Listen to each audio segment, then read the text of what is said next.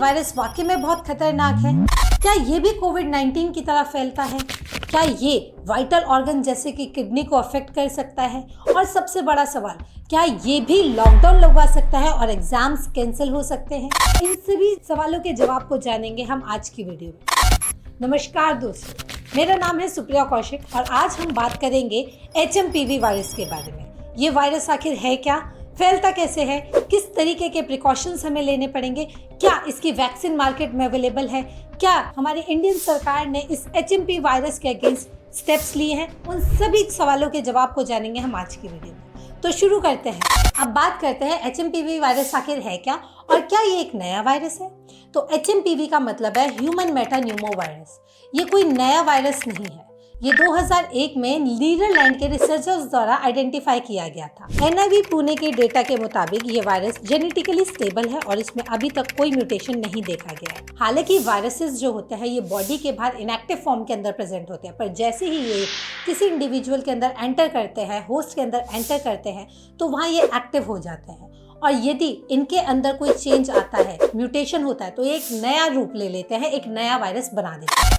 तो NIV पुणे के data के अकॉर्डिंग ये वायरस अभी भी स्टेबल फॉर्म में है, यानी इसके अंदर कोई भी म्यूटेशन देखा नहीं गया है। Soumya Swaminathan, former WHO chief scientist, कहते हैं कि HMPV एक नोन वायरस है और ज्यादातर माइल्ड रेस्पिरेटरी इन्फेक्शन कॉज करता है। तो पहला पॉइंट तो क्लियर हो गया कि ये कोई नया वायरस नहीं है और इससे पैनिक करने की बिल्कुल भी आवश्यकता नहीं।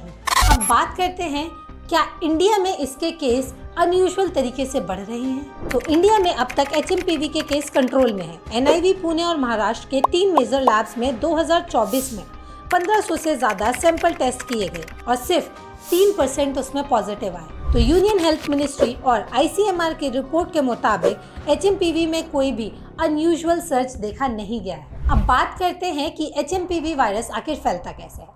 तो HMPV वायरस एक इन्फेक्शियस डिजीज है, यानी कि ड्रॉपलेट इन्फेक्शन है। किसी भी इन्फेक्टेड पर्सन ने यदि छींका तो वो एयर ड्रॉपलेट्स हवा में प्रेजेंट है और यदि कोई भी हेल्दी पर्सन उन ड्रॉपलेट को इनहेल करता है तो उस पर्सन के अंदर भी ये बीमारी हो सकती है। यदि वो ड्रॉपलेट्स किसी भी ऑब्जेक्ट पे गिरते हैं तो वो ऑब्जेक्ट कंटामिनेटेड हो जाता है। यदि आप उसी ऑब्जेक्ट को छूते हैं तो भी ये बीमारी फैल सकती है, यानी ये छूने से बीमारी फैल सकती है। ये वायरस ज्यादातर माइल्ड होता है, लेकिन हाई रिस्क ग्रुप जैसे बच्चे, बुजुर्ग और वीक इम्यूनिटी वाले लोगों में सीवियर हो सकता है। अब बात करते हैं इस HMPV के सिम्टम्स क्या है। HMPV रेस्पिरेटरी ट्रैक्ट को इन्फेक्ट करता है और इसके सिम्टम्स आते हैं जैसे बुखार, खांसी, गला दुखना, नाक बंद होना या बहना या फिर सांस लेने में दिक्कत होना, और एडवर्स कंडीशन में ब्रोंकाइटिस या फिर निमोनिया जैसी बीमारी देखी जाती है। और ये निमोनिया आखिर होता क्या है? हमारी लंग्स के अंदर छोटे छोटे बैग्स होते हैं जहाँ से गैसेस एक्सचेंज होता है, यानी आप जो भी ऑक्सीजन लेते हैं वो आपके ब्लड में मिलती है। आपकी बॉडी के अंदर जितनी भी कार्बन डाइऑक्साइड बनती है वो लंग्स द्वारा बाहर निकलती है। तो यदि इन एल्वियोलाई के अंदर पानी भर जाता है तो इंसान को सांस लेने में दिक्कत होती है और यही होता है निमोनिया। अब एक दूसरे टॉपिक पे बात करते हैं, क्या HMPV से किडनी इफेक्ट हो सकती है? ये एक इम्पोर्टेंट और एक नया क्वेश्चन है। एक्सपर्ट्स के मुताबिक HMPV का डायरेक्ट किडनी इम्पैक्ट रेयर है, लेकिन सीवियर इन्फेक्शन में इनडायरेक्टली किडनी अफेक्ट हो सकती है। Doctor Anuja Porwal, nephrology director Fortis hospital से, कहते हैं सीवियर केस में HMPV साइटोकाइन स्टॉर्म ट्रिगर कर सकता है और रेयर केस में डायलिसिस की भी ज़रूरत पड़ सकती है, लेकिन ज़्यादातर किडनी पेशेंट्स की रिकवरी के साथ ठीक हो जाते हैं। तो अगर आपको सीवियर सिम्टम लगते हैं जैसे कि कम यूरिन बनना, बॉडी में स्वेलिंग होना, थकावट होना, उल्टी आना, तो डॉक्टर से तुरंत कांटेक्ट करें। अब बात करते हैं, क्या HMPV वायरस और कोविड-19 एक जैसा है? क्या इनमें कुछ सिमिलैरिटीज हैं? क्या इनका कंपेयर करना बहुत ज़रूरी है? एक्सपर्ट्स का कहना है कि HMPV और कोविड-19 एक दूसरे से बिल्कुल अलग वायरसेस हैं। कोविड-19 एक कम्प्लीटली नया वायरस था जिसके अगेंस्ट इम्यूनिटी हमारी बॉडी के अंदर नहीं थी, इसलिए ज़्यादातर लोग कोविड-19 से अफेक्ट हुए थे। लेकिन HMPV एक बहुत ही पुराना वायरस है जिससे ज़्यादातर लोग 10 साल तक की एज तक इसके अगेंस्ट नेचुरल इम्यूनिटी डेवलप कर लेते हैं।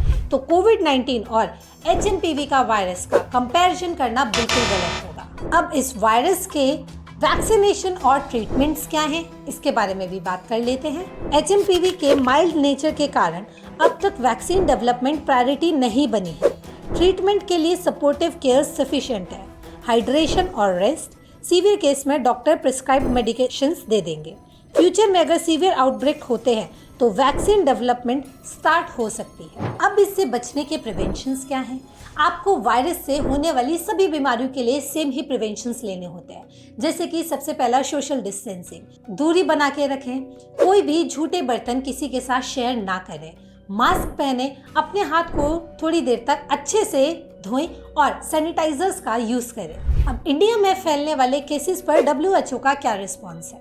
यूनियन हेल्थ मिनिस्टर और WHO ने HMPV पर नजर रखी हुई है। WHO रिपोर्ट्स के मुताबिक अब तक HMPV को लेके कोई ग्लोबल हेल्थ इमरजेंसी नहीं है।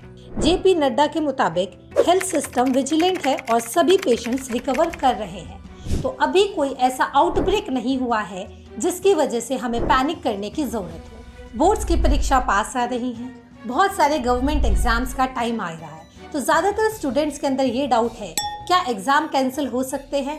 क्या एग्ज़ाम कैंसिल होने की प्रोबेबिलिटी है? तो दोस्तों, ये सवाल एक्सपर्ट्स और मिनिस्ट्री ऑफ एजुकेशन के मुताबिक अब तक HMPV के कारण किसी भी स्कूल या कॉलेज एग्जाम्स कैंसिल होने का नोटिस नहीं आया है। यूनियन हेल्थ मिनिस्ट्री कहती है कि HMPV का इम्पैक्ट माइल्ड है और इसका स्प्रेड कंट्रोल्ड है। लॉकडाउन्स या एग्जाम कैंसिलेशन होने की कोई भी प्रोबेबिलिटी नहीं है और ना ही अभी तक कोई प्लान डिस्कस किया गया है। तो स्टूडेंट्स अपनी तैयारी पे फोकस करें और पैनिक करने की ज़रूरत नहीं है। अब बात करते हैं, क्या ये पैंडेमिक कॉज कर सकता है? तो किसी भी बीमारी की सीवियर होने के या फिर उसके फैलने की कंडीशन के अकॉर्डिंग बीमारियों को कैटेगराइज किया जाता है। जैसे कोई डिजीज कभी कभी और रैंडमली होती है, जैसे कि रेबीज, तो इनको स्पोरैडिक डिजीज बोला जाता है। यदि जब एक डिजीज किसी स्पेसिफिक रीजन में या पॉपुलेशन में रेगुलर बेसिस पर एग्जिस्ट करती है तो उसे एंडेमिक कहते हैं, जैसे कि मलेरिया जो कि ट्रॉपिकल रीजन में पाई जाती है। ये एक फिक्स एरिया में होती है और लोग इसके लिए अडेप्ट हो जाते हैं। फिर आती हैं कुछ ऐसी बीमारी जो एक स्पेसिफिक रीजन में एक्सपेक्टेड केसेस से ज़्यादा रैपिडली बढ़ने लगती हैं, तो उन्हें एपिडेमिक कहते हैं। जैसे डेंगू आउटब्रेक किसी भी सिटी के अंदर हो जाए तो ये एक एरिया या कंट्री तक लिमिटेड होती है और उसके बाद आती है मल्टीपल कंट्रीज या कॉन्टिनेंट तक फैलने वाली या ग्लोबली अफेक्ट करने वाली बीमारी, जिसको हम पैंडेमिक बोलते हैं। जैसे कोविड-19 एक पैंडेमिक बीमारी थी जिसने काफ़ी देशों को अफेक्ट किया था। यदि कोई भी बीमारी किसी भी एरिया के अंदर एकदम से बढ़ने लगती है तब हम उसको आउटब्रेक बोलते हैं। हाल ही में सभी न्यूज़ में आउटब्रेक शब्द बहुत यूज़ किया जा रहा है। HMPV का आउटब्रेक, आखिर ये आउटब्रेक होता क्या है? There's a mysterious virus outbreak in China. The Indian Council for Medical Research has detected 2 cases of the human metapneumovirus. I told you about a new virus outbreak in China. So are we on the cusp of a new pandemic? ये epidemic का ही छोटा version होता है। जब एक बीमारी confined area में एकदम से उसके केसेस बढ़ने लगते हैं तो उसको आउटब्रेक बोलते हैं। जैसे यूजुअल केसेस में फूड पॉइजनिंग होती है, बट अब HMPV के केसेस एकदम से बहुत तेजी से बढ़ने लग रहे हैं, इसलिए HMPV का आउटब्रेक कहा जा रहा है। अब ये तो क्लियर है कि HMPV अभी कोई पैंडेमिक लेवल पे नहीं गई है, तो घबराने की जरूरत नहीं है। यदि इसके केसेस ज्यादा बढ़ते हैं तो सरकार इसके ऊपर एक्शन लेगी और वैक्सीनेशन का प्रोसेस स्टार्ट कर देगी। अभी हालांकि हमारे पास इसकी कोई भी वैक्सीन अवेलेबल नहीं है क्योंकि इसने लार्ज स्केल पे लोगों को अफेक्ट नहीं किया है, बट यदि अगर ये केसेस रैपिडली बढ़ने लगेंगे तो डेफिनेटली सरकार का कहना है कि वो इसके ऊपर एक्शन लेंगे। हेल्थ मिनिस्ट्री ने HMPV के केसेस पे अलर्ट जारी किया है और पब्लिक को बेसिक हाइजीन फॉलो करने के लिए बोला है। रेगुलर सर्विलेंस और जीनोम सीक्वेंसिंग जारी है। अब तक के केसेस माइल्ड हैं और कंट्रोल्ड है, तो घबराने की जरूरत नहीं है। आगे किसी भी अपडेट के लिए जानने के लिए बने रहे इस चैनल पे। मिलते हैं अगले वीडियो में, तब तक के लिए धन्यवाद।